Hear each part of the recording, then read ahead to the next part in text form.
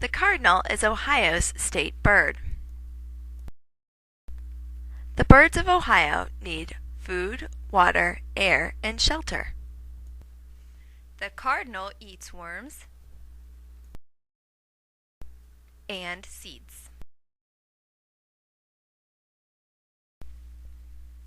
Water is found in lakes, streams, puddles, and in bird baths.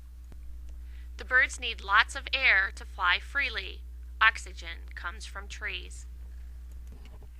The cardinal finds shelter in many trees. They love Ohio's tree, the Buckeye tree. I loved learning about the cardinal and its habitat.